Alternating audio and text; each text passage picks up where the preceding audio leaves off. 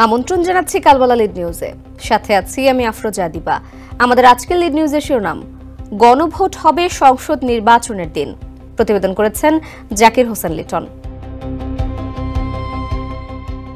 জুলাই সনদ বাস্তবায়নে গণভোটের ব্যাপারে ঐকমত্য হলেও এই ভোটের সময় নিয়ে ঐকমত্যে আসতে পারেনি রাজনৈতিক দলগুলো।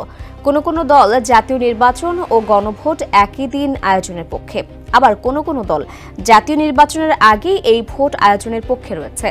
রাজনৈতিক দলগুলোর বিপরীতমুখী এমন অবস্থানে বিশেষজ্ঞ মতামত অনুযায়ী গণভোটের সময় নির্ধারণে সরকারের উপর ক্ষমতা ছেড়ে দিচ্ছে জাতীয় ঐকমত্য কমিশন। ওয়ালটন এখন দেশের সীমানা পেরিয়ে পৌঁছে গিয়েছে 50টিরও বেশি দেশে।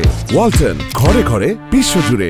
এমন প্রেক্ষাপটে আর্থিক এবং প্রস্তুতির কথা বিবেচনায় নিয়ে একই দিনে জাতীয় নির্বাচন ও গণভোট আয়োজনের সিদ্ধান্ত নিচ্ছে অন্তর্বর্তী সরকার।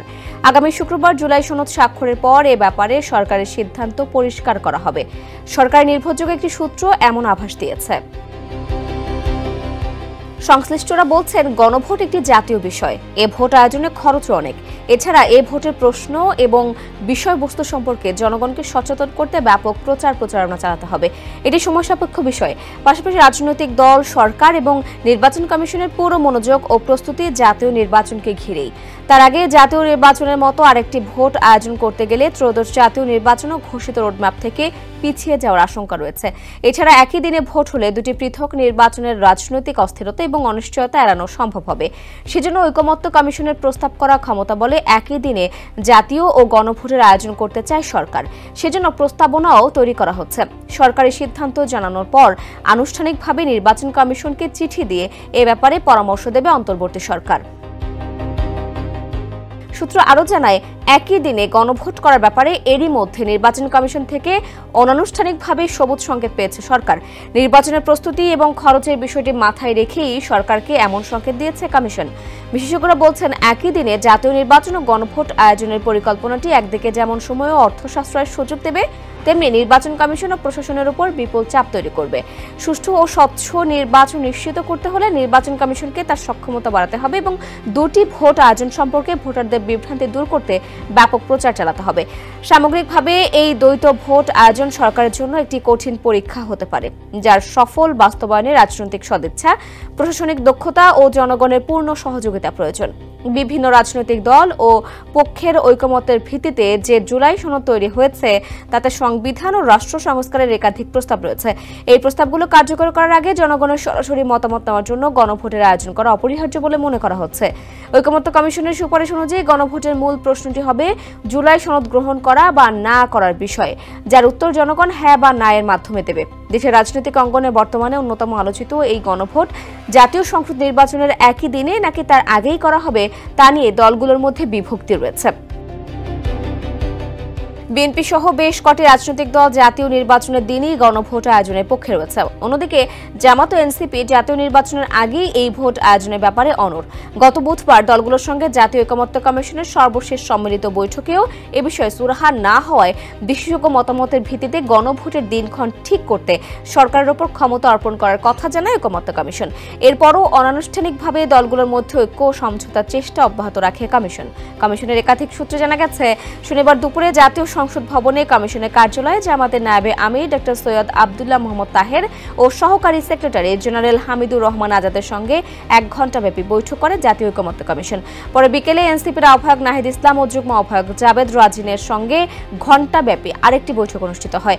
বৈঠকে দুই দলের নেতারাই জাতীয় নির্বাচনের আগে গণভোট আয়োজনের পক্ষে নিজেদের যুক্তি উপস্থাপন করেন।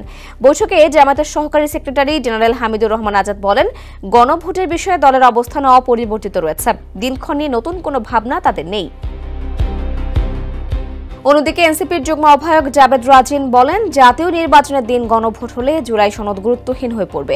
জনগণের অংশগ্রহণ নিশ্চিত করতে নির্বাচনের আগেই গণভোট হওয়া উচিত। সূত্র আরও জানায়, দুই দলের সঙ্গে বৈঠকের পর ওই দিন সন্ধ্যায় প্রধান উপদেষ্টা ও জাতীয় ঐকমত্য কমিশনের সভাপতি ডক্টর মোহাম্মদ ইউনূসের সঙ্গে বৈঠক করেন কমিশনের সহসভাপতি অধ্যাপক আলী রিয়াজ, সদস্য ডক্টর বদিউল আলম মজুমদার, সাংস্কৃতিক বিষয়ক উপদেষ্টা মোস্তফা সরওয়ার ফারুকী ও প্রধান উপদেষ্টার বিশেষ সহকারী মনির হায়দার। সেখানে জুলাই সনদ বাস্তবায়ন ও গণভোট আয়োজনের সময়সূচি নিয়েও আলোচনা হয়। সেখানে দলগুলোর বিভক্তির মধ্যেই সার্বিক বিষয় বিবেচনা নিয়ে ত্রয়োদশ সংসদ নির্বাচন ও গণভোট একই দিনে করার ব্যাপারে প্রাথমিক সিদ্ধান্ত নেওয়া হয়। সরকারের গুরুত্বপূর্ণ একটি সূত্র জানায়, জুলাই সনদ নিয়ে ঐক্য হয়ে আছে, সেজন্য এই সনদ স্বাক্ষরের প্রস্তুতিও নেওয়া হচ্ছে। রোম সফর শেষে দেশে ফিরলে আগামী বুধ বা বৃহস্পতিবার সনদ বাস্তবায়নের উপায় নিয়ে কমিশনের সুপারিশ প্রধান উপদেষ্টার কাছে জমা দেওয়া হবে। আর শুক্রবার বিকেলে জাতীয় সংসদ ভবনের দক্ষিণ প্লাজায় এই সনদ স্বাক্ষর অনুষ্ঠিত হবে। এর আগে কমিশনের পক্ষ থেকে 15 অক্টোবর বিকেলে স্বাক্ষর অনুষ্ঠানের প্রাথমিক তারিখ ঘোষণা করা হলেও গণভোট নিয়ে দলগুলোর বিভক্তি ও প্রধান উপদেষ্টার রোম সফরের কারণে তা পরিবর্তন করা হয়। যদিও রাজনৈতিক দল ও জনগণের ব্যাপক অংশগ্রহণের কথা মাথায় রেখেই শুক্রবার বন্ধের দিনে সনদ স্বাক্ষরের দিন চূড়ান্ত করা হয়েছে বলে দাবি করা হয়। এরপরই গণভোটের দিনক্ষণের কথা পরিষ্কার করবে সরকার। এদিকে নির্বাচন কমিশনও বাড়তি ঝামেলা ও অর্থের অপচয়ের বিষয়টি মাথায় রেখে একই দিনে গণভোটের ব্যাপারে আগ্রহী। ইসি কর্মকর্তারা বলছেন, তারা আগে থেকেই ফেব্রুয়ারিতে ত্রয়োদশ জাতীয় সংসদ নির্বাচন আয়োজনের জন্য সব ধরনের প্রস্তুতি এগিয়ে নিচ্ছেন। এই অবস্থা সরকার যদি একই দিন গণভোটের সিদ্ধান্ত নেয়, নতুন করে সেটি আয়োজনের প্রস্তুতিও শুরু করতে হবে তাদের। তবে এক্ষেত্রে খুব বেশি সমস্যা হবে না। তারা বলেছেন, ত্রয়োদশ জাতীয় সংসদ নির্বাচন সামনে রেখে প্রায় 2,500 কোটি টাকার ব্যয়ের হিসাব দিয়েছে ইসি। 12 কোটি 63 লাখের বেশি ভোটারের এই সংসদ নির্বাচন থাকবে 40,000-এর বেশি ভোট কেন্দ্র। সেখানে ভোট কক্ষ থাকবে 2.5 লক্ষাধিক। প্রথমবারের মতো প্রবাসী বাংলাদেশিদের ভোট নেওয়ার আয়োজন হচ্ছে। সেখানেও ব্যয় ধরা হয়েছে প্রায় 400 কোটি টাকা। পুরো নির্বাচনে 10 লাখের বেশি লোকবল নিয়োজিত থাকবে। ফলে জাতীয় নির্বাচনের সঙ্গে একই দিনে গণভোট আয়োজন করলে আগের এ ব্যয় বরাদ্দের সঙ্গে কিছুটা যোগ করলেই হবে। কিছু ভোট কক্ষ বৃদ্ধি করলেই চলবে। এতে খুব একটা সমস্যা হবে না। কিন্তু আলাদা দিনে 2 ভোট করতে হলে আলাদা বাজেটে অনেক বেশি খরচ হবে, যা কোনোভাবেই ঠিক হবে না। এ ব্যাপারে নির্বাচন কমিশনার আব্দুর রহমান এল মাসুদ বলেন, গণভোটের সিদ্ধান্ত রাষ্ট্রীয় ও সরকারের ব্যাপার। সরকার যদি মনে করে গণভোট করবে, তাহলে আমরা গণভোট করতে পারবো। তবে সংসদ নির্বাচনের সঙ্গে একসঙ্গে গণভোট হলে বড় ব্যয় সাশ্রয় হবে জানিয়ে তিনি বলেন, এত ব্যয়বহুল কাজ 2 দিনে করাটা কঠিন হবে। কাজেই সরকার যদি সিদ্ধান্ত নেয়, আমাদের কোনো বিষয় নয়। 2 নির্বাচন একত্র করলে অনেক টাকা বেঁচে যায়। ফেব্রুয়ারিতে 2 নির্বাচন একসঙ্গে করা সম্ভব, সেটাই ভালো হবে। গণভোটের দিনক্ষণ সম্পর্কে জানতে চাওয়া হলে নির্বাচন ব্যবস্থা সংস্কার কমিশনের প্রধান এবং ঐকমত্য কমিশনের সদস্য ডক্টর বদিউল আলম মজুমদার কালবেলাকে জানান, আমাদের নানা চেষ্টার পরও দলগুলো ভোটের দিনক্ষণ নিয়ে একমত হতে পারেনি। সেজন্য বিশেষজ্ঞ পরামর্শ দলগুলোর মতামতের ভিত্তিতে ভোটের দিনক্ষণ নির্ধারণের জন্য সরকারের উপরই ক্ষমতা ন্যস্ত করা হয়েছে। এখন সরকার প্রস্তুতির সময় ও আর্থিক বিষয়সহ নানা বিষয় আমলে নিয়ে ভোটের সিদ্ধান্ত নেবে বলে আমার বিশ্বাস। আর শেষ পর্যন্ত বৃহৎ স্বার্থের কথা চিন্তা করে রাজনৈতিক দলগুলো তা মেনে নেবে। নির্বাচন ব্যবস্থা সংস্কার কমিশনের আরেক সদস্য ডক্টর আব্দুল আলিম বলেন, পৃথিবীর অনেক দেশেই সাধারণ নির্বাচনের সঙ্গে গণভোট হয়। সেজন্য ভোটের ব্যাপারে দ্রুত সিদ্ধান্ত হলে ইসির জন্য এটা বেশি চ্যালেঞ্জিং হবে না। আর স্থানীয় সরকার নির্বাচনে 3টি ব্যালট পেপারে ভোট তার অভিজ্ঞতা মানুষের রয়েছে। ফলে এবার সংসদ নির্বাচন আর গণভোট একসঙ্গে হলে ভোটারদের বোঝাতে সমস্যা হবে না। বাংলাদেশের প্রথম সংবিধান অর্থাৎ 72-এর সংবিধানে গণভোটের বিধান ছিল না। 1979 সালে জেনারেল জিয়াউর রহমান 5ম সংশোধনীর মাধ্যমে গণভোটের বিধান যুক্ত করেন। যদিও আওয়ামী লীগ আমলে 2011 সালে সংবিধান থেকে গণভোটের বিধান বাতিল করে দেওয়া হয়। আওয়ামী লীগ পতনের পর 5ম সংশোধনী মামলার পরে আদালত পুনরায় গণভোটের সিদ্ধান্ত ফিরিয়ে আনেন।